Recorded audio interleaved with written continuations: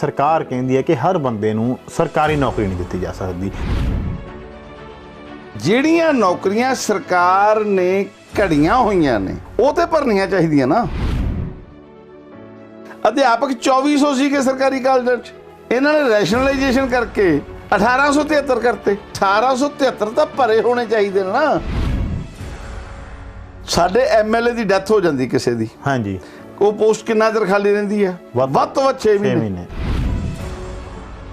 MLA ਦੀ ਕਿੰਨੀ ਕੁ ਲੋੜ ਆ? ਫਿਰ ਉਹ ਨਾਲ ਦੇ ਨੂੰ ਚਾਰਜ ਦੇ ਦਿਓ ਵੀ ਯਾਰ ਫਲਾਣਾ ਐਮਐਲਏ ਨਹੀਂ ਹੈਗਾ, ਤੂੰ ਦੀ ਥਾਂ ਤੇ 6 ਮਹੀਨੇ 2 ਸਾਲ ਕੰਮ ਚਲਾ।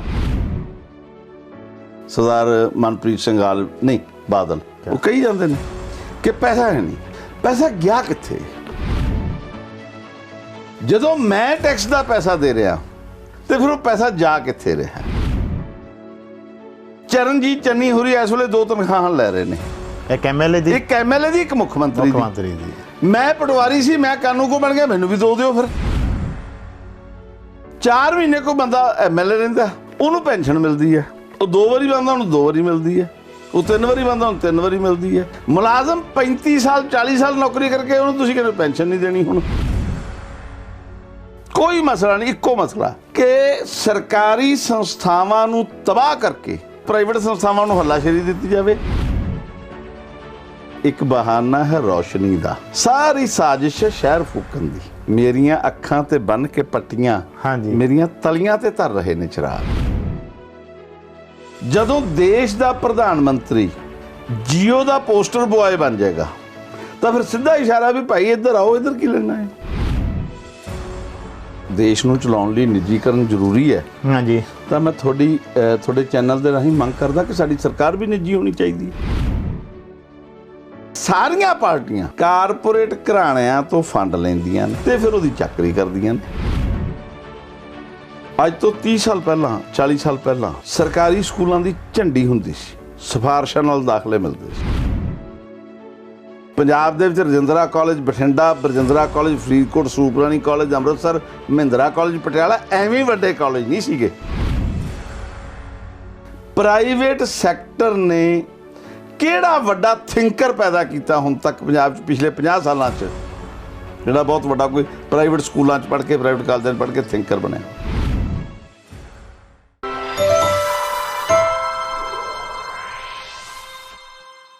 ਸਤਿ ਸ਼੍ਰੀ ਅਕਾਲ ਜੀ, ਤੁਸੀਂ ਦੇਖ ਰਹੇ ਹੋ ਲੋਕ ਆਵਾਜ਼ ਟੀਵੀ ਤੇ ਮੈਂ ਮਨਿੰਦਰਜੀਤ ਸਿੱਧੂ।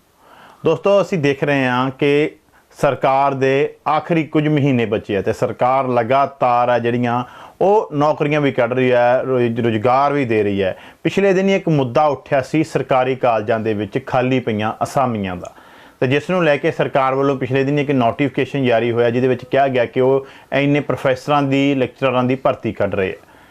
ਕਿ ਸਰਕਾਰ ਇੱਕ ਗੱਲ ਇਹ ਵੀ ਕਹਿੰਦੀ ਹੈ ਕਿ ਜਿਵੇਂ ਪਹਿਲਾਂ ਸੱਤਾ ਵਿੱਚ ਆਉਣ ਤੋਂ ਪਹਿਲਾਂ ਕਾਂਗਰਸ ਨੇ ਵਾਅਦਾ ਕੀਤਾ ਸੀ ਕਿ ਘਰ ਘਰ ਨੌਕਰੀ, ਪਰ ਹੁਣ ਸਰਕਾਰ ਇਹ ਤਰਕ ਦੇ ਰਹੀ ਹੈ ਕਿ ਹਰ ਬੰਦੇ ਨੂੰ ਸਰਕਾਰੀ ਨੌਕਰੀ ਨਹੀਂ ਦਿੱਤੀ ਜਾ ਸਕਦੀ। ਇੰਨੀਆਂ ਨੌਕਰੀਆਂ ਨਹੀਂ ਹੈ, ਇੰਨਾ ਪੈਸਾ ਨਹੀਂ ਹੈ ਸਰਕਾਰ ਕੋਲ। ਸਰਕਾਰ ਦੀ ਤਰਕ ਠੀਕ ਹੈ ਜਾਂ ਇਸ 'ਤੇ ਵੀ ਕੁਝ ਸਵਾਲ ਨੇ? ਇਸ ਵਿਸ਼ੇ 'ਤੇ ਗੱਲਬਾਤ ਕਰਾਂਗੇ ਉਹਨਾਂ ਦੇ ਨਾਲ ਜਿਨ੍ਹਾਂ ਨੇ ਮੁੱਦਾ ਉਠਾਇਆ ਸੀ ਕਾਲਜਾਂ ਦਾ। ਹਰਮੀਤ ਵਿਦਿਆਰਥੀ ਜੀ, ਸਵਾਗਤ ਹੈ ਜੀ ਤੁਹਾਡਾ। ਬਹੁਤ ਸ਼ੁਕਰੀਆ ਜੀ। ਸਭ ਤੋਂ ਪਹਿਲਾ ਸਵਾਲ ਜੀ, ਤੁਸੀਂ ਪੋਸਟਾਂ ਦੀ ਮੰਗ ਕੀਤੀ ਸੀ ਉਦੋਂ ਵੀ ਹੈ ਨਹੀਂ ਗਈਆਂ ਜੀ, ਸਰਕਾਰ ਨੇ ਹੁਣ ਪੋਸਟਾਂ ਅਸਾਮੀਆਂ ਕੱਢੀਆਂ, ਕੀ ਕਹਿਣਾ ਚਾਹੋਗੇ ਇੱਥੇ? ਪਹਿਲੇ ਹੱਲੇ ਤਾਂ ਸਰਕਾਰ ਦਾ ਧੰਨਵਾਦ ਕਿ 25 ਸਾਲ ਬਾਅਦ ਜਾਗੀ ਹੈ। ਪਰ ਜਦੋਂ ਅਸੀਂ ਉਹ ਨੋਟੀਫਿਕੇਸ਼ਨ ਪੜ੍ਹਦੇ ਹਾਂ, ਐਡਵਰਟਾਈਜ਼ਮੈਂਟ ਪੜ੍ਹਦੇ ਹਾਂ, ਤਾਂ ਉਹਦੇ 'ਚ ਬਹੁਤ ਸਾਰੇ ਮਸਲੇ ਨੇ ਤੇ ਅਲਟੀਮੇਟਲੀ ਉਹਨਾਂ ਮਸਲਿਆਂ ਨੂੰ ਲੈ ਕੇ ਹਾਂਜੀ ਕੁਝ ਲੋਕਾਂ ਨੇ ਕੋਰਟ 'ਚ ਚਲੇ ਜਾਣਾ। ਠੀਕ ਹੈ, ਔਰ ਕਾਰਵਾਈ ਰੁਕ ਜਾਣੀ ਹੈ। ਠੀਕ ਹੈ, ਹਾਲੇ ਵੀ ਮਤਲਬ ਜਿਹੜੀ ਮੇਰੀ ਸਮਝ ਹੈ ਇਹਦੇ 'ਚ ਕਿ 1158 ਪੋਸਟਾਂ ਠੀਕ ਹੈ ਜੀ ਸਰਕਾਰ ਨੇ ਕੱਢੀਆਂ ਨੇ। ਠੀਕ ਹੈ ਜੀ, 47 ਕਾਲਜ ਇੱਕ ਨੇ। ਠੀਕ ਹੈ ਜੀ, 16 ਕਾਲਜ ਇੱਕ ਨੇ। ਠੀਕ ਹੈ, ਜਿਹੜੇ ਨਵੇਂ ਸਰਕਾਰ ਖੋਲ੍ਹਣ ਜਾ ਰਹੀ ਹੈ, ਜਿਹਦੇ 'ਚ ਉਹ ਕਹਿੰਦੀ ਵੀ ਅਸੀਂ ਇਸ ਸਾਲ ਸ਼ੁਰੂ ਕਰ ਦੇਣਾ ਕੰਮ। ਠੀਕ ਹੈ ਜੀ, 1500 ਕੁਝ ਪੋਸਟਾਂ ਉਹਦੇ 'ਚ ਖਾਲੀ ਸੀ, 160 ਪੋਸਟਾਂ ਜਿਹੜੇ ਨਵੇਂ ਕਾਲਜਾਂ 'ਚ ਖਾਲੀ ਹੈ। ਇਹਦਾ ਮਤਲਬ ਹੈ ਕਿ ਤਕਰੀਬਨ 1700 ਪੋਸਟ ਵੇਕੈਂਟ ਹੈ। ਠੀਕ ਹੈ ਜੀ, ਸਰਕਾਰ 1158 ਪੋਸਟਾਂ ਕੱਢ ਰਹੀ ਹੈ, ਵਿੱਚ ਕੁਝ 67 ਪੋਸਟਾਂ ਲਾਇਬ੍ਰੇਰੀਅਨ ਦੀਆਂ ਵੀ ਹੈ। ਠੀਕ ਹੈ ਜੀ, ਇਹਦਾ ਮਤਲਬ 1000 ਕੁ ਪੋਸਟ ਕੱਢ ਰਹੀ ਹੈ, 700 ਪੋਸਟ ਫਿਰ ਵੇਕੈਂਟ ਹੈ। ਠੀਕ ਹੈ ਜੀ। ਇੱਕ ਤਾਂ ਇਹ ਗੱਲ ਹੈ ਹਾਂਜੀ। ਕਿ ਅਜੇ ਵੀ ਬਹੁਤ ਸਾਰੇ ਸਬਜੈਕਟਸ ਦੀਆਂ ਪੋਸਟਾਂ ਨਹੀਂ ਕੱਢੀਆਂ ਨਹੀਂ ਗਈਆਂ ਕਰੇਂਗੇ। ਔਰ ਮਤਲਬ ਜਿਵੇਂ ਜਿਹੜਾ ਨੋਟੀਫਿਕੇਸ਼ਨ ਹੈ ਜਾਂ ਇਸ਼ਤਿਹਾਰ ਹੈ ਜਿਹੜਾ, ਹਾਂਜੀ ਉਹਨੂੰ ਵੇਖ ਕੇ ਇੰਝ ਲੱਗਦਾ ਕਿ ਸਰਕਾਰ ਖੁਦ ਚਾਹੁੰਦੀ ਹੈ ਵੀ ਕੋਈ ਨਾ ਕੋਈ ਧਿਰ ਉੱਠੇ, ਕੇਸ ਕਰ ਦੇ, ਅਸੀਂ ਮਾਮਲਾ ਕੋਰਟ ਦੇ ਵਿੱਚ ਪੈਂਡਿੰਗ ਕਹਿ ਕੇ ਤੇ ਇਲੈਕਸ਼ਨ ਕਰਾ ਦਈਏ। ਇਲੈਕਸ਼ਨ ਕਰਾ ਦੇ, ਠੀਕ ਹੈ। ਇਹ ਇਲੈਕਸ਼ਨ ਮੁੱਦਾ ਹੋਣਾ ਚਾਹੀਦਾ ਤੇ ਸੀਰੀਅਸਲੀ ਕੰਮ ਹੋਣਾ ਚਾਹੀਦਾ। ਇਹ ਤੇ ਬਹੁਤ ਹਫੜਾ ਦਫੜੀ 'ਚ ਕੰਮ ਹੋ ਰਿਹਾ। ਖਾਮੀਆਂ ਕੀ ਆ ਉਹਦੇ ਵਿੱਚ ਜੀ? ਖਾਮੀਆਂ ਉਹਦੇ 'ਚ ਪਹਿਲਾਂ ਤਾਂ ਜਿਹੜੇ ਸਰਕਾਰੀ ਕਾਲਜਾਂ ਦੇ ਵਿੱਚ ਗੈਸਟ ਫੈਕਲਟੀ ਹੈ, ਠੀਕ ਹੈ ਜੀ। ਉਹਨਾਂ ਨੂੰ ਤਜਰਬੇ ਦੇ ਨੰਬਰ ਦੇ ਦਿੱਤੇ, ਠੀਕ ਹੈ ਜੀ। ਪਰ ਪ੍ਰਾਈਵੇਟ ਕਾਲਜਾਂ 'ਚ ਜਿਹੜੇ ਕੰਮ ਕਰਦੇ ਆ ਉਹਨਾਂ ਨੂੰ ਤਜਰਬੇ ਦਾ ਨੰਬਰ ਕੋਈ ਨਹੀਂ। ਠੀਕ ਹੈ। ਏਜ ਦੀ ਰਿਲੈਕਸੇਸ਼ਨ ਸਰਕਾਰੀ ਕਾਲਜਾਂ ਦੀ ਗੈਸਟ ਫੈਕਲਟੀ ਨੂੰ ਦੇ ਦਿੱਤੀ, ਠੀਕ ਹੈ ਜੀ। ਬਾਕੀਆਂ ਨੂੰ ਨਹੀਂ ਦਿੱਤੀ। ਠੀਕ ਹੈ ਜੀ। ਠੀਕ ਹੈ। ਯੋਗਤਾ ਐਮਫਿਲ ਪਲੱਸ ਟੈਸਟ ਹੈ, ਨੈਟ ਐਮਫਿਲ ਟੈਸਟ। ਠੀਕ ਹੈ। ਜਿਹੜੇ ਹਾਇਰ ਐਜੂਕੇਸ਼ਨ ਹੈ ਜਿਨ੍ਹਾਂ ਦੀ, ਉਹਨਾਂ ਦੀ ਕੋਈ ਮਤਲਬ ਪਹਿਲ ਨਹੀਂ ਉਹਨਾਂ ਨੂੰ, ਜਾਂ ਉਹਨਾਂ ਨੂੰ ਕੋਈ ਨੰਬਰ ਨਹੀਂ, ਠੀਕ ਜਾਂ ਹੈ ਉਹਨਾਂ ਨੂੰ ਕੋਈ ਉਹ ਨਹੀਂ ਹੈਗਾ। ਸੋ ਇਸ ਤਰ੍ਹਾਂ ਦੀਆਂ ਬਹੁਤ ਸਾਰੀਆਂ ਚੀਜ਼ਾਂ ਨੇ। ਇਹਦੇ ਤੇ ਬਹੁਤ ਜ਼ਿਆਦਾ ਟਿੱਪਣੀਆਂ ਤੇ ਜਿਹੜੇ ਇਹਨਾਂ ਚੀਜ਼ਾਂ ਦੇ ਐਕਸਪਰਟ ਨੇ, ਮੈਂ ਤੇ ਕਿਉਂਕਿ ਐਜੂਕੇਸ਼ਨ ਨਾਲ ਸੰਬੰਧਿਤ ਨਹੀਂ ਹੈ, ਪਰ ਮੋਟੀ ਮੋਟੀ ਜੀ ਜਿੰਨੀ ਕੁ ਸਮਝ ਮੈਨੂੰ ਆਈ ਹੈ ਠੀਕ ਹੈ। ਉਹ ਹੈ। ਇੱਕ ਗੱਲ ਸਰ ਬਹੁਤ ਨਿਕਲ ਕੇ ਹੁੰਦੀ ਹੈ ਕਿ ਸਰਕਾਰ ਕਹਿੰਦੀ ਹੈ ਕਿ ਹਰ ਬੰਦੇ ਨੂੰ ਸਰਕਾਰੀ ਨੌਕਰੀ ਨਹੀਂ ਦਿੱਤੀ ਜਾ ਸਕਦੀ। ਸਰਕਾਰ ਦਾ ਤਰਕ ਹੈ ਨਾ ਖਜ਼ਾਨੇ 'ਚ ਇੰਨਾ ਪੈਸਾ ਤੇ ਨਾ ਹੀ ਇੰਨੀਆਂ ਅਸਾਮੀਆਂ ਅਸੀਂ ਕੱਢ ਸਕਦੇ ਹਾਂ, ਪੈਸਾ ਕਿੱਥੋਂ ਮੈਨੇਜ ਕਰਾਂਗੇ। ਇਹ ਇਹਨਾਂ ਦੇ ਤਰਕ ਸਹੀ ਹੈ ਜਾਂ ਸਰਕਾਰ ਕੁਛ ਨਾ ਕੁਛ ਛੁਪਾ ਰਹੀ ਹੈ? ਤੁਹਾਡੇ ਦੋ ਸਵਾਲ ਨੇ। ਹਾਂਜੀ। ਪਹਿਲਾ ਸਵਾਲ ਤੁਹਾਡਾ ਇਹ ਹੈ ਕਿ ਸਰਕਾਰ ਕਹਿੰਦੀ ਹੈ ਕਿ ਸਭ ਨੂੰ ਸਰਕਾਰੀ ਨੌਕਰੀ ਨਹੀਂ ਦਿੱਤੀ ਜਾ ਸਕਦੀ। ਬਿਲਕੁਲ। ਇਹ ਗੱਲ ਬਿਲਕੁਲ ਠੀਕ ਹੈ। ਹੂੰ।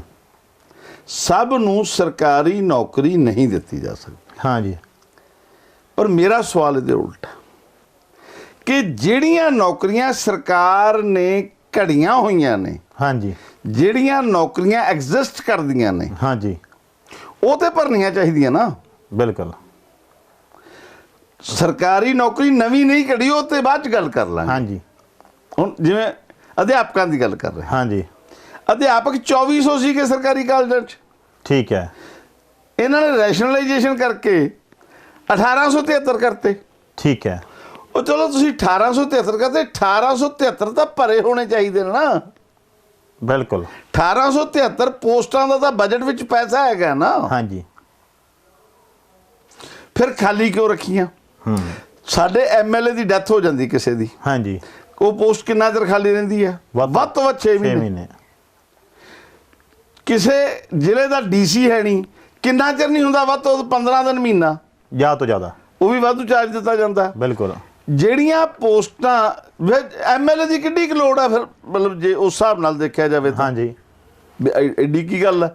ਉਹ ਨਾਲ ਦੇ ਨੂੰ ਚਾਰਜ ਦੇ ਦਿਓ ਵੀ ਯਾਰ ਫਲਾਣਾ ਐਮਐਲਏ ਨਹੀਂ ਹੈਗਾ, ਤੂੰ ਉਹਦੀ ਥਾਂ ਤੇ 6 ਮਹੀਨੇ 2 ਸਾਲ ਕੰਮ ਚਲਾ। ਬਿਲਕੁਲ। ਕਿੱਡੀ ਗੱਲ। ਇੱਥੇ 18 ਸਾਲ ਤੋਂ ਲੋਕੀ ਵਾਧੂ ਸਰਕਲਾਂ ਤੇ ਕੰਮ ਕਰੀ ਜਾਂਦੇ ਨੇ, ਹਾਂਜੀ, ਵਾਧੂ ਚਾਰਜ ਤੇ ਕੰਮ ਕਰੀ ਜਾਂਦੇ ਨੇ। ਇਹਦਾ ਮਤਲਬ ਹੈ ਇੱਕ ਤੇ ਸਰਕਾਰ ਦੀ ਨੀਅਤ 'ਚ ਇੱਥੇ ਫਰਕ ਹੈ। ਠੀਕ ਹੈ। ਦੂਜੀ ਗੱਲ, ਇਹ ਪੈਸਾ ਕਿੱਥੇ ਗਿਆ? ਹੁਣ ਵਿੱਤ ਮੰਤਰੀ ਜੀ ਵੀ ਕਹੀ ਜਾਂਦੇ ਆ, ਸਰਦਾਰ ਮਨਪ੍ਰੀਤ ਸਿੰਘ ਨਹੀਂ ਬਾਦਲ, ਠੀਕ ਹੈ, ਉਹ ਕਹੀ ਜਾਂਦੇ ਨੇ ਕਿ ਪੈਸਾ ਹੈ ਨਹੀਂ। ਹਾਂਜੀ। ਪੈਸਾ ਗਿਆ ਕਿੱਥੇ? ਮੈਂ ਸੂਈ ਖਰੀਦਦਾ, ਮੈਂ ਮਾਚਿਸ ਖਰੀਦਦਾ, ਮੈਂ ਗੈਸ ਖਰੀਦਦਾ, ਮੈਂ ਪੈਟਰੋਲ ਖਰੀਦਦਾ, ਮੈਂ ਹਰ ਚੀਜ਼ ਤੇ ਟੈਕਸ ਦਿੰਦਾ। ਬਿਲਕੁਲ। ਔਰ ਪੂਰੇ ਹਿੰਦੁਸਤਾਨ 'ਚ ਸਭ ਤੋਂ ਵੱਧ ਦੇ ਰਿਹਾ, ਰਾਉਂਡ ਅਬਾਊਟ ਕੋਈ ਇੱਕ ਅੱਧੀ ਥਾਂ ਹੋਊਗੀ। ਜਦੋਂ ਮੈਂ ਟੈਕਸ ਦਾ ਪੈਸਾ ਦੇ ਰਿਹਾ ਤੇ ਫਿਰ ਉਹ ਪੈਸਾ ਜਾ ਕਿੱਥੇ ਰਿਹਾ? ਜਾ ਕਿੱਥੇ ਰਿਹਾ? ਲੋਕਾਂ ਦੇ ਟੈਕਸ। ਹੁਣ ਇਹਦਾ ਜਵਾਬ ਕਿੱਥੇ ਪਿਆ? ਹਾਂਜੀ। ਚਰਨਜੀਤ ਚੰਨੀ ਜੀ ਸੀਐਮ ਸਾਹਿਬ ਜਦੋਂ ਬਣੇ, ਹਾਂਜੀ, ਉਹਨਾਂ ਨੇ ਇੱਕ ਭਾਸ਼ਣ ਕੀਤਾ। ਹਾਂਜੀ। ਉਹਦੇ 'ਚੋਂ ਕਹਿੰਦੇ ਮੈਂ ਤਾਂ ਹੈਰਾਨ ਰਹਿ ਗਿਆ ਵੀ ਕੋਠੇ ਕੋਠੇ ਜਿਹੜੀਆਂ ਗੱਡੀਆਂ ਨੇ। ਬਿਲਕੁਲ ਕਿਹਾ ਉਹਨਾਂ ਨੇ। ਇਹਦਾ ਮਤਲਬ ਪੈਸਾ ਕਿੱਥੇ ਗਿਆ? ਲੀਡਰਾਂ ਦੇ ਐਸ਼ੋਰਾਮ ਤੇ। ਮੈਂ ਕਹਿੰਦਾ ਮਤਲਬ ਤੁਸੀਂ ਤੁਹਾਨੂੰ ਇੱਕ ਮਜ਼ੇਦਾਰ ਗੱਲ ਦੱਸਦਾ। ਹਾਂਜੀ। ਚਰਨਜੀਤ ਚੰਨੀ ਹੋਰੀ ਇਸ ਵੇਲੇ 2 ਤਨਖਾਹਾਂ ਲੈ ਰਹੇ ਨੇ। ਅੱਛਾ, 2 ਤਨਖਾਹਾਂ। ਉਹ ਲੈ ਰਹੇ ਨੇ ਜਾਂ ਨਹੀਂ ਲੈ ਰਹੇ ਮੈਨੂੰ ਐਗਜ਼ੈਕਟ ਨਹੀਂ ਪਤਾ, ਪਰ ਵਿਧਾਨ ਵਿੱਚ ਹੈ ਕਿ ਉਹਨਾਂ ਨੂੰ 2 ਤਨਖਾਹਾਂ ਮਿਲਣਗੀਆਂ। ਠੀਕ ਹੈ। ਇੱਕ ਐਮਐਲਏ ਦੀ, ਇੱਕ ਐਮਐਲਏ ਦੀ, ਇੱਕ ਮੁੱਖ ਮੰਤਰੀ ਦੀ। ਮੰਤਰੀ ਦੀ। ਮੈਂ ਪਟਵਾਰੀ ਸੀ, ਮੈਂ ਕਾਨੂੰ ਕੋ ਬਣ ਗਿਆ, ਮੈਨੂੰ ਵੀ ਦੋ ਦਿਓ ਫਿਰ। ਬਿਲਕੁਲ ਗਲਤ। ਐਮਐਲਏ ਦੀ ਪ੍ਰਮੋਸ਼ਨ ਹੋ, ਚਲੋ ਇੱਕ ਐਮਐਲਏ ਤੋਂ ਮੁੱਖ ਮੰਤਰੀ ਬਣ ਮੁੱਖ ਗਿਆ, ਮੰਤਰੀ ਬਣ ਗਿਆ। ਠੀਕ ਹੈ, ਉਹਨੂੰ ਜਾਂ ਮੁੱਖ ਮੰਤਰੀ ਮੰਨੋ ਜਾਂ ਐਮਐਲਏ ਮੰਨੋ। ਤੁਸੀਂ ਦੋਵੇਂ ਮੰਨ ਕੇ ਉਹਨੂੰ ਦੋ ਤਨਖਾਹਾਂ ਉਹਦੇ ਲਈ ਸੰਵਿਧਾਨ 'ਚ ਆ। ਉਹਨਾਂ ਨੇ ਲਈਆਂ ਜਾਂ ਨਹੀਂ ਲਈਆਂ ਮੈਨੂੰ ਇਹ ਨਹੀਂ ਪਤਾ, ਮੈਂ ਇਹ ਕਲੇਮ ਨਹੀਂ ਕਰਦਾ ਕਿ ਮੈਨੂੰ ਨਹੀਂ ਆ। ਦੂਜੀ ਗੱਲ, 4 ਮਹੀਨੇ ਕੋਈ ਬੰਦਾ ਐਮਐਲਏ ਰਹਿੰਦਾ, ਉਹਨੂੰ ਪੈਨਸ਼ਨ ਮਿਲਦੀ ਹੈ। ਹਾਂਜੀ, ਉਹ 2 ਵਾਰੀ ਬੰਦਾ, ਉਹਨੂੰ 2 ਵਾਰੀ ਮਿਲਦੀ ਹੈ। ਉਹ 3 ਵਾਰੀ ਬੰਦਾ, ਉਹਨੂੰ 3 ਵਾਰੀ ਮਿਲਦੀ ਹੈ। ਮੁਲਾਜ਼ਮ 35 ਸਾਲ 40 ਸਾਲ ਨੌਕਰੀ ਕਰਕੇ ਉਹਨੂੰ ਤੁਸੀਂ ਕਹਿੰਦੇ ਪੈਨਸ਼ਨ ਨਹੀਂ ਦੇਣੀ ਹੁਣ 2004 ਤੋਂ ਬਾਅਦ। ਬਿਲਕੁਲ। ਪੈਸਾ ਗਿਆ ਕਿੱਥੇ? ਇਹ ਕਹਿੰਦੇ ਕਿ ਪੈਸਾ ਹੈ ਨਹੀਂ, ਇਸ ਕਰਕੇ ਭਰਤੀਆਂ ਨਹੀਂ ਹੋ ਰਹੀਆਂ। ਹਾਂਜੀ ਭਾਈ, ਜਦੋਂ ਤੁਸੀਂ ਭਰਤੀ ਨਹੀਂ ਕਰੋਗੇ ਇੱਕ ਹੋਰ ਸੰਕਟ ਹੋਏਗਾ, ਲੋਕਾਂ ਕੋਲੇ ਪੈਸਾ ਨਹੀਂ ਆਊਗਾ, ਨਹੀਂ ਆਊਗਾ, ਉਹ ਪੈਸਾ ਮਾਰਕੀਟ 'ਚ ਨਹੀਂ ਜਾਊਗਾ। ਬਿਲਕੁਲ। ਹੁਣ ਜਿਹੜਾ ਬੰਦਾ ਬੀਟੈਕ ਕਰਕੇ ਆਉਂਦਾ ਹੈ, ਉਹਨੂੰ 10,000 ਦੀ ਨੌਕਰੀ ਮਿਲਦੀ ਹੈ ਇੱਥੇ ਬਿਲਕੁਲ। ਪੰਜਾਬ ਦੇ ਵਿੱਚ। ਇਹ 10 15 ਇਸ ਤੋਂ ਵੱਧ ਵੱਧ ਕਿਤੇ ਨੌਕਰੀ ਨਹੀਂ ਹੈ। ਹੁਣ 15,000 'ਚ ਕਿਹੜਾ ਬੰਦਾ ਘਰ ਚਲਾ ਲੂਗਾ ਭਾਜੀ? ਸਹੀ ਹੈ। ਹੁਣ ਦੂਰੀ ਮਾਰ ਪੈ ਰਹੀ ਹੈ।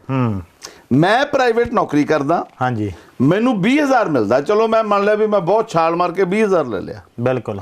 ਮੇਰਾ ਇੱਕ ਬੱਚਾ ਹੈ, ਸਰਕਾਰੀ ਸਕੂਲ ਤੁਸੀਂ ਪੜਾਉਣ ਜੋਗੇ ਨਹੀਂ ਛੱਡੇ, ਨਹੀਂ ਛੱਡੇ। ਪ੍ਰਾਈਵੇਟ ਸਕੂਲ ਦੀ ਮੈਂ ਫੀਸ ਨਹੀਂ ਦੇ ਸਕਦਾ। ਪਬਲਿਕ ਟਰਾਂਸਪੋਰਟ ਤੁਸੀਂ ਤਬਾਹ ਕਰਤੀ, ਬਿਲਕੁਲ। ਪ੍ਰਾਈਵੇਟ ਟਰਾਂਸਪੋਰਟ ਨੂੰ ਦੇਣ ਜੋਗੇ ਮੇਰੇ ਕੋਲ ਪੈਸੇ ਨਹੀਂ। ਇਹਦਾ ਮਤਲਬ ਹੈ ਕਿ ਤੁਸੀਂ ਜਦੋਂ ਇਸ ਸਰਕਲ 'ਚ ਪੈਂਦੇ ਹੋ ਤਾਂ ਸਾਰੀ ਦੀ ਸਾਰੀ ਆਰਥਿਕਤਾ ਵੀ ਤਬਾਹ ਕਰਦੇ ਹੋ। ਸਹੀ ਹੈ। ਮੇਰੇ ਕੋਲ ਪੈਸਾ ਹੋਏਗਾ ਤਾਂ ਮੈਂ ਮੰਡੀ 'ਚ ਜਾਵਾਂਗਾ ਨਾ। ਬਿਲਕੁਲ।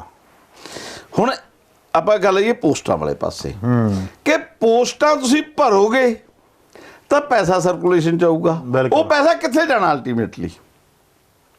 ਸਰਕਾਰ ਕੋਲ ਹੀ ਵਾਪਸ ਹੈ, ਟੈਕਸਾਂ ਦੇ ਰੂਪ 'ਚ ਸਰਕਾਰ ਕੋਲ ਲਿਆਉਣਾ। ਜਦੋਂ ਮੇਰੇ ਕੋਲ ਪੈਸਾ ਨਹੀਂ ਹੋਊਗਾ ਮੈਂ ਟੈਕਸ ਘੱਟ ਦੇਵਾਂਗਾ। ਬਿਲਕੁਲ। ਜਦੋਂ ਮੇਰੇ ਕੋਲ ਪੈਸਾ ਜ਼ਿਆਦਾ ਹੋਊਗਾ ਮੈਂ ਟੈਕਸ ਦੇਵਾਂਗਾ। ਬਿਲਕੁਲ। ਇਹੀ ਹੈ ਨਾ। ਇਹੀ ਇੱਕ ਸੈਕਟਰ ਹੈ ਜਿਹੜਾ ਸਭ ਤੋਂ ਵੱਧ ਟੈਕਸੇਬਲ ਹੈ, ਕਿਉਂਕਿ ਇਹਦੀ ਆਮਦਨ ਨਜ਼ਰ ਆਉਂਦੀ ਹੈ। ਇਹ ਚੱਕਰ ਹੈ। ਪੋਸਟਾਂ ਵੀ ਹੈਗੀਆਂ ਨੇ, ਪੈਸਾ ਵੀ ਹੈਗਾ। ਬਿਲਕੁਲ। ਕੋਈ ਮਸਲਾ ਨਹੀਂ, ਇੱਕੋ ਮਸਲਾ ਕਿ ਸਰਕਾਰੀ ਸੰਸਥਾਵਾਂ ਨੂੰ ਤਬਾਹ ਕਰਕੇ ਪ੍ਰਾਈਵੇਟ ਸੰਸਥਾਵਾਂ ਨੂੰ ਹੱਲਾਸ਼ੇਰੀ ਦਿੱਤੀ ਜਾਵੇ। ਹਾਂਜੀ। ਪ੍ਰਾਈਵੇਟ ਸੰਸਥਾਵਾਂ 'ਚ ਮੈਂ ਪਹਿਲਾਂ ਵੀ ਇਹ ਗੱਲ ਕਹੀ ਸੀ ਪਿਛਲੀ ਇੰਟਰਵਿਊ 'ਚ, ਅੱਜ ਵੀ ਦੁਹਰਾ ਰਿਹਾ ਕਿ ਰਾਜਨੀਤੀ, ਬਿਊਰੋਕ੍ਰੇਸੀ ਤੇ ਕਾਰਪੋਰੇਟ ਦਾ ਇਹ ਨੈਕਸਸ ਹੈ ਜਿਹੜਾ ਪ੍ਰਾਈਵੇਟ ਸੰਸਥਾਵਾਂ ਚਲਾਉਂਦਾ। ਠੀਕ ਹੈ, ਉਹਨਾਂ ਨੂੰ ਹੱਲਾਸ਼ੇਰੀ ਦੇਣ ਵਾਸਤੇ ਸਰਕਾਰੀ ਸੰਸਥਾਵਾਂ ਤਬਾਹ ਕੀਤੀਆਂ ਜਾ ਰਹੀਆਂ। ਸਰਕਾਰੀ ਸੰਸਥਾਵਾਂ ਵਿੱਚ ਜੇ ਮੰਨ ਲਓ ਬਰਜਿੰਦਰਾ ਕਾਲਜ ਫਰੀਦਕੋਟ ਦੇ ਵਿੱਚ 85 ਲੈਕਚਰਰ ਹੋਣਗੇ, ਬਿਲਕੁਲ, ਤਾਂ ਕਿਸੇ ਦਾ ਦਿਮਾਗ ਖਰਾਬ ਹੈ ਕਿ ਉਹ ਆਪਣੇ ਬੱਚੇ ਨੂੰ ਕਿਸੇ ਪ੍ਰਾਈਵੇਟ ਕਾਲਜ 'ਚ ਪਾਊਗਾ। ਬਿਲਕੁਲ। ਰਜਿੰਦਰਾ ਕਾਲਜ ਬਠਿੰਡੇ 'ਚ ਹੋਵੇ ਤਾਂ ਬਠਿੰਡੇ ਦੇ ਆਲੇ ਦੁਆਲੇ ਦੇ ਸਾਰੇ ਪ੍ਰਾਈਵੇਟ ਕਾਲਜ ਬੰਦ ਹੁੰਦੇ ਨੇ। ਇਹ ਹੈ ਮਸਲਾ। ਸਰਕਾਰ ਇੱਕ ਤਰਕ ਦਿੰਦੀ ਹੈ, ਆਪਾਂ ਨਿੱਜੀਕਰਨ ਤੇ ਜਦੋਂ ਗੱਲਬਾਤ ਕਰਦੇ ਹਾਂ, ਕਹਿੰਦੇ ਪੂਰੇ ਵਿਸ਼ਵ ਵਿਆਪੀ ਪੱਧਰ ਤੇ ਨਿੱਜੀਕਰਨ ਹੋ ਰਿਹਾ, ਤਾਂ ਨਿੱਜੀਕਰਨ ਜ਼ਰੂਰੀ ਹੈ। ਇਹ ਕਰਕੇ ਦੇ ਦਿੰਦੀ ਹੈ ਕਿ ਵਾਕਈ ਸਰਕਾਰਾਂ ਦੇਸ਼ ਨੂੰ ਚਲਾਉਣ ਲਈ ਨਿੱਜੀਕਰਨ ਜ਼ਰੂਰੀ ਹੈ। ਜੇ ਸੱਚਮੁੱਚ ਦੇਸ਼ ਨੂੰ ਚਲਾਉਣ ਲਈ ਨਿੱਜੀਕਰਨ ਜ਼ਰੂਰੀ ਹੈ, ਹਾਂਜੀ, ਤਾਂ ਮੈਂ ਤੁਹਾਡੇ ਚੈਨਲ ਦੇ ਰਾਹੀਂ ਮੰਗ ਕਰਦਾ ਕਿ ਸਾਡੀ ਸਰਕਾਰ ਵੀ ਨਿੱਜੀ ਹੋਣੀ ਚਾਹੀਦੀ ਹੈ। ਸਰਕਾਰ ਵੀ ਠੇਕੇ ਦੇ ਦਿਓ, ਕੀ ਹਰਜ ਹੈ? ਮਤਲਬ ਅੱਜ ਜੇ ਕਿਸੇ ਲੀਡਰ ਨੂੰ, ਤੇ ਅਸੀਂ ਕਹਿੰਦੇ ਜੀ ਕਰਪਸ਼ਨ ਦੇ ਦੋਸ਼ ਲੱਗਦੇ ਆ, ਹਾਂਜੀ, ਠੀਕ ਹੈ, ਜੇ ਕੱਲ ਨੂੰ ਅੰਬਾਨੀ ਪ੍ਰਧਾਨ ਮੰਤਰੀ ਹੋਵੇ, ਬਿਲਕੁਲ, ਉਹਦੇ ਨੇੜੇ ਤਾਂ ਮਾੜਾ ਬੰਦਾ ਫੜਕ ਨਹੀਂ ਸਕਦਾ, ਕਰਪਸ਼ਨ ਦੇ ਦੋਸ਼ ਵੀ ਘਟ ਜਾਣਗੇ ਫਿਰ, ਜੇ ਇਹ ਤਰਕ ਹੈ ਤਾਂ। ਸਹੀ ਹੈ। ਸਰਕਾਰ ਦੀਆਂ ਕੁਝ ਜ਼ਿੰਮੇਵਾਰੀਆਂ ਹੁੰਦੀਆਂ। ਸਰਕਾਰ ਨੇ ਸਿੱਖਿਆ ਦੇਣੀ ਹੁੰਦੀ ਹੈ, ਹਾਂਜੀ, ਸਰਕਾਰ ਨੇ ਸਿਹਤ ਦੇਣੀ ਹੁੰਦੀ ਹੈ, ਹਾਂਜੀ, ਸਰਕਾਰ ਨੇ ਟਰਾਂਸਪੋਰਟੇਸ਼ਨ ਦੇਣੀ ਹੁੰਦੀ ਹੈ, ਹਾਂਜੀ, ਸਰਕਾਰ ਨੇ ਜੀਵਨ ਹਾਲਤਾਂ ਨੂੰ ਬਿਹਤਰ ਕਰਕੇ ਦੇਣਾ ਹੁੰਦਾ। ਹਾਂਜੀ। ਸਰਕਾਰ ਕਹਿ ਰਹੀ ਹੈ ਕਿ ਨਿੱਜੀਕਰਨ ਜ਼ਰੂਰੀ ਹੈ। ਬਿਲਕੁਲ ਕਹਿ ਰਹੀ ਹੈ। ਠੀਕ ਹੈ, ਫਿਰ ਜੇ ਨਿੱਜੀਕਰਨ ਜ਼ਰੂਰੀ ਹੈ ਤਾਂ ਫਿਰ ਸਰਕਾਰ ਦਾ ਸਰਕਾਰੀ ਹੋਣਾ ਕਿਉਂ ਜ਼ਰੂਰੀ ਹੈ? ਇਹ ਇੱਕ ਸਵਾਲ ਹੈ ਮੇਰਾ, ਸਵਾਲ ਹੈ। ਠੀਕ ਹੈ ਨਾ। ਇਹ ਵਿਜੇ ਵਿਵੇਕ ਹੋਰਾਂ ਦਾ ਇੱਕ ਸ਼ੇਰ ਹੈ, ਹਾਂਜੀ। ਫਰੀਦਕੋਟ ਤੋਂ ਸਾਡੇ ਬੜੇ ਅੱਛੇ ਸ਼ਾਇਰ ਨੇ, ਹਾਂਜੀ ਕਿ ਇੱਕ ਬਹਾਨਾ ਹੈ ਰੌਸ਼ਨੀ ਦਾ, ਹਾਂਜੀ ਸਾਰੀ ਸਾਜ਼ਿਸ਼ ਹੈ ਸ਼ਹਿਰ ਫੂਕਣ ਦੀ, ਕੀ ਬਾਤ ਹੈ। ਮੇਰੀਆਂ ਅੱਖਾਂ ਤੇ ਬੰਨ ਕੇ ਪੱਟੀਆਂ, ਹਾਂਜੀ ਮੇਰੀਆਂ ਤਲੀਆਂ ਤੇ ਧਰ ਰਹੇ ਨੇ ਚਿਰਾਗ। ਇਹ ਹੈ ਕਹਾਣੀ। ਠੀਕ ਹੈ। ਔਰ ਇਸੇ ਕਰ ਕਿਉਂਕਿ ਇਹ ਸਾਰੀਆਂ ਪਾਰਟੀਆਂ, ਹਾਂਜੀ ਇੱਕ ਨਹੀਂ ਸਾਰੀਆਂ, ਸਾਰੀਆਂ ਹਾਂਜੀ ਕਾਰਪੋਰੇਟ ਘਰਾਣਿਆਂ ਤੋਂ ਫੰਡ ਲੈਂਦੀਆਂ ਨੇ ਠੀਕ ਹੈ। ਤੇ ਫਿਰ ਉਹਦੀ ਚੱਕਰੀ ਕਰਦੀਆਂ ਨੇ। ਉਦਾਹਰਨ ਦੇ ਤੌਰ ਤੇ ਹਾਂਜੀ ਅੱਜ ਜਦੋਂ ਕਿਸਾਨ ਅੰਦੋਲਨ ਸ਼ੁਰੂ ਹੋਇਆ ਤੇ ਮਤਲਬ ਕਾਂਗਰਸੀਆਂ ਨੇ ਸੁਖਬੀਰ ਬਾਦਲ ਦੀਆਂ ਫੋਟੋਆਂ ਕੱਢੀਆਂ ਕਿ ਆ ਸਾਈਲੋ ਦਾ ਉਦਘਾਟਨ ਕਰ ਰਿਹਾ ਹੈ, ਆ ਜਿਹੜਾ ਅਜਿੱਤਵਾਲ ਦੇ ਕੋਲ ਸਾਈਲੋ ਹੈ ਨਾ, ਡਗਰੂ ਦੇ ਕੋਲ ਹੈ, ਠੀਕ ਹੈ, ਉਹਦਾ ਉਦਘਾਟਨ ਕਰ ਰਿਹਾ ਸੁਖਬੀਰ ਬਾਦਲ। ਉਹ ਅੰਬਾਨੀ ਹੋਰਾਂ ਦੇ ਕੋਲ ਖੜਾ ਹੈ, ਗੱਲ ਕਰ ਰਹੇ ਨੇ। ਉਹਨਾਂ ਨੇ ਉਹਨਾਂ ਦੀਆਂ ਕੱਢਤੀਆਂ, ਉਹਨਾਂ ਨੇ ਉਹਨਾਂ ਦੀਆਂ ਕੱਢਤੀਆਂ, ਸਾਰੇ ਇੱਕੋ ਨੇ ਉਹਦੇ 'ਚ, ਕਿਉਂਕਿ ਇਲੈਕਸ਼ਨ ਮਹਿੰਗੀ ਕਰਤੀ। ਠੀਕ ਹੈ। ਇਲੈਕਸ਼ਨ ਮਹਿੰਗੀ 'ਚ ਮਾੜਾ ਬੰਦਾ ਇਲੈਕਸ਼ਨ ਲੜ ਨਹੀਂ ਸਕਦਾ। ਇਹਦਾ ਮਤਲਬ ਹੈ ਕਿ ਬੇਸਿਕਲੀ ਇਹ ਸਾਰੇ ਹਮਲੇ ਇਸ ਮੁਲਕ ਦੀ ਡੈਮੋਕ੍ਰੇਸੀ ਤੇ ਹੈ, ਇਹਦੇ ਪਬਲਿਕ ਸੈਕਟਰ ਤੇ ਹੈ। ਹਾਂਜੀ ਇਹਦੇ ਪਬਲਿਕ ਸੈਕਟਰ ਨੂੰ ਤਬਾਹ ਕਰਨ ਦੀਆਂ ਕੋਸ਼ਿਸ਼ਾਂ ਨੇ ਤੇ ਪ੍ਰਾਈਵੇਟ ਸੈਕਟਰ ਨੂੰ ਲਗਾਤਾਰ ਤਗੜਿਆਂ ਕਰਨ ਦੀਆਂ ਸਾਜ਼ਿਸ਼ਾਂ ਹੋ ਰਹੀਆਂ। ਇਹ ਲੋਕ ਵੀ ਕਈ ਵਾਰ ਕਹਿ ਜਾਂਦੇ ਆ ਕਿ ਚੰਗਾ ਹੋ ਰਿਹਾ, ਕਿਉਂਕਿ ਜਿੰਨਾ ਜਿੱਤੇ ਅਸੀਂ ਗੱਲਬਾਤ ਕਈ ਵਾਰੀ ਕਰਦੇ ਹਾਂ, ਚੰਗਾ ਹੋ ਗਿਆ, ਕਹਿੰਦੇ ਸਰਕਾਰੀਆਂ 'ਚ ਕਿਹੜਾ ਕੋਈ ਪੁੱਛਦਾ ਸੀ, ਪ੍ਰਾਈਵੇਟ ਹੋ ਗਿਆ। ਲੋਕਾਂ ਨੂੰ ਕੀ ਸੁਨੇਹਾ ਦੇਣਾ ਚਾਹੋਗੇ ਵੀ ਪ੍ਰਾਈਵੇਟ ਦੇ ਕੀ ਨੁਕਸਾਨ ਆਉਣ ਵਾਲੇ ਸਮੇਂ? ਨਹੀਂ ਕੋਈ ਸੁਨੇਹਾ ਨਹੀਂ, ਕਿਸੇ ਨੂੰ ਕੋਈ ਸੁਨੇਹਾ ਨਹੀਂ ਦੇਣ ਦੀ ਲੋੜ ਹੁੰਦੀ। ਹਾਂਜੀ ਅਸਲ ਦੇ ਵਿੱਚ ਜਦੋਂ ਮੱਛੀ ਜਿਹੜੀ ਹੈ ਨਾ, ਉਹ ਪੱਥਰ ਚੱਟ ਕੇ ਮੁੜਦੀ ਹੈ। ਠੀਕ ਹੈ। ਆ ਕਰੋਨਾ ਨੇ ਤੁਹਾਨੂੰ ਦੱਸਤਾ ਕਿ ਪ੍ਰਾਈਵੇਟ ਸੈਕਟਰ ਤੁਹਾਡੇ ਨਾਲ ਕਰਦਾ ਕੀ ਹੈ। ਸਿਹਤ ਸਹੂਲਤਾਂ ਦੇ ਮਾਮਲੇ 'ਚ ਤੁਸੀਂ ਸਿਰ ਪਟਕ ਕੇ ਮਰ ਗਏ, ਪ੍ਰਾਈਵੇਟ ਹਸਪਤਾਲਾਂ ਨੇ ਦਰਵਾਜ਼ੇ ਨਹੀਂ ਖੋਲੇ, ਪਰ ਸਰਕਾਰੀ ਹਸਪਤਾਲ ਚੱਲਦੇ ਰਹੇ ਨਾ। ਬਿਲਕੁਲ। ਡਾਂਗ ਦੇ ਜ਼ੋਰ ਨਾਲ ਪ੍ਰਾਈਵੇਟ ਸਕੂਲਾਂ ਨੇ ਫੀਸਾਂ ਵਸੂਲੀਆਂ। ਬਿਲਕੁਲ।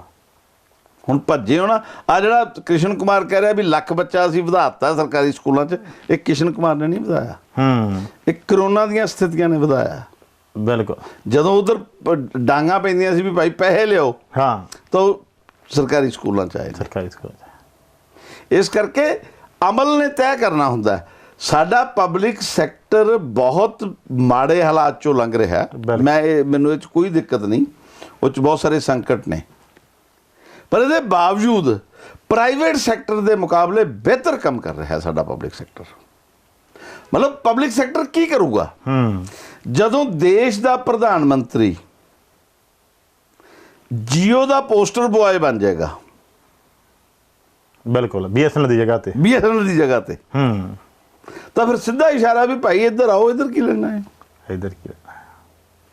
ਫਿਰ ਕੀ ਹੋਊਗਾ ਉਹਦਾ ਅਸਰ?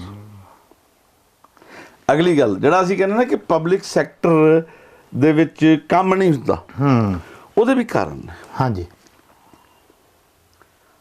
ਅੱਜ ਤੋਂ 30 ਸਾਲ ਪਹਿਲਾਂ, 40 ਸਾਲ ਪਹਿਲਾਂ, ਹਾਂਜੀ, ਸਰਕਾਰੀ ਸਕੂਲਾਂ ਦੀ ਝੰਡੀ ਹੁੰਦੀ ਸੀ।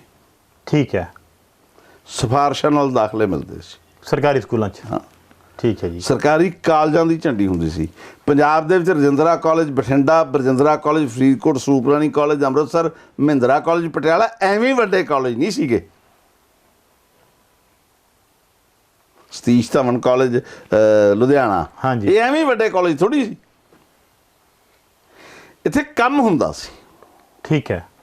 ਮਤਲਬ ਮਾਨਸੇ ਦੀ ਨੁੱਕਰ 'ਚ ਜਿਹੜਾ ਕਾਲਜ ਹੈ, ਜਿੱਥੇ ਸਾਡੇ ਅਜਮੇਰ ਔਲਖੋਰੀ ਪੜ੍ਹਾਉਂਦੇ ਰਹੇ ਨੇ। ਹਾਂਜੀ।